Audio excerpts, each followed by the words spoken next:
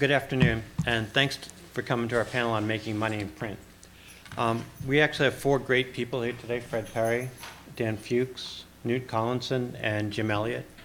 They're going to do all the talking today, and if the less I say, the better the panel will be. What we did was talk a little bit before this meeting to come up with a few themes, and they're each going to take a few minutes to come up here and tell their story so that you get a little bit of background.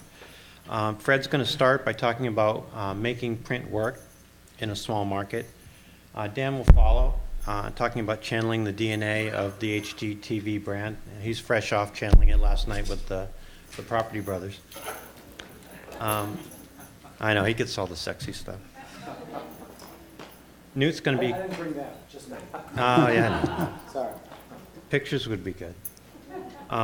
Newt's going to share his vast experience building and talk about building revenue in his market, a B2B market, through strong relationships. And then Jim is going to bring us home by talking about what he calls the job to be done in helping to sell print solutions. So if I could, I'll invite Fred to come on up. All of you going up speaking. Tell us a little bit about Inside Columbia. Okay, great. Yes. All right, very good. Good afternoon, everybody. My name is Fred Parry, and my market is Columbia, Missouri, which is a population of about 115,000. So my focus today is on making print work in a smaller market. Now, how many are familiar with Columbia, Missouri? Okay, so some of you went to the School of Journalism in Columbia, Missouri, I'm sure, which is the world's first and foremost School of Journalism, they say. But even though the School of Journalism is about three blocks from my house, my son goes to the University of Mississippi School of Journalism, Meek School of Journalism, he's one of Samir's students this semester. So we have voted with our dollars.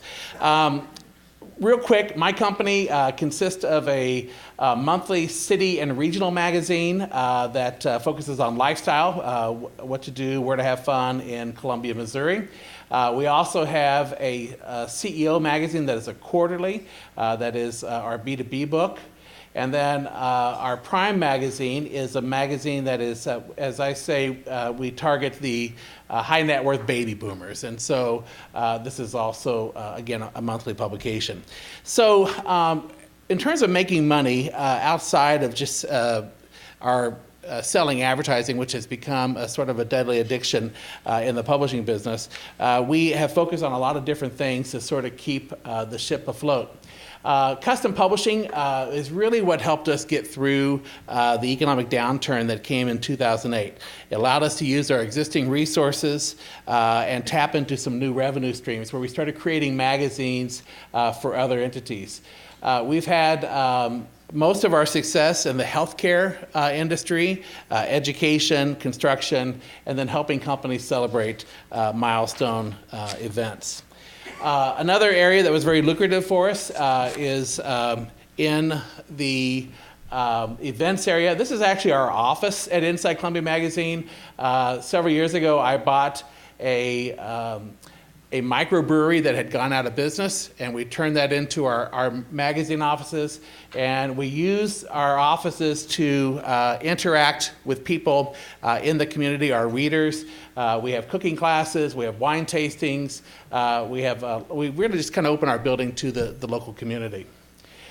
So lots of special events over the course of the year, and that is a very profitable area for us. It's great for building our brand, and certainly helps us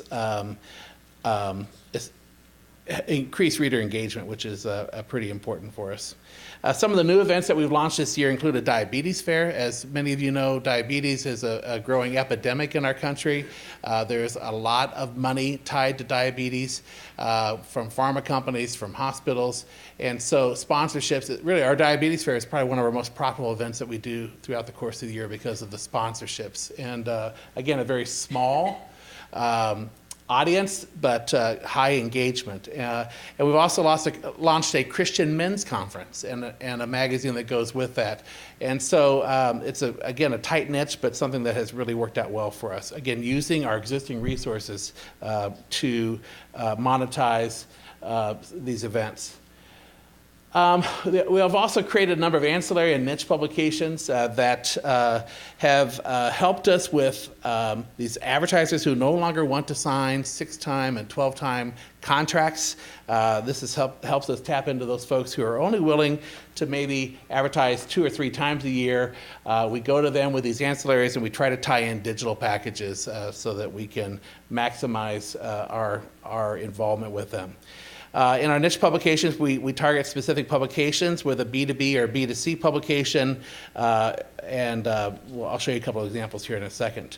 Another thing that's worked out that's kind of new for us, we were working with a company out of St. Louis called Second Street. Second Street allows us to increase reader engagement through quizzes, polls, sweepstakes, and then we're able to monetize that. So we're able to go out and partner with a company that is interested in gathering data or information about their customers, their prospective customers.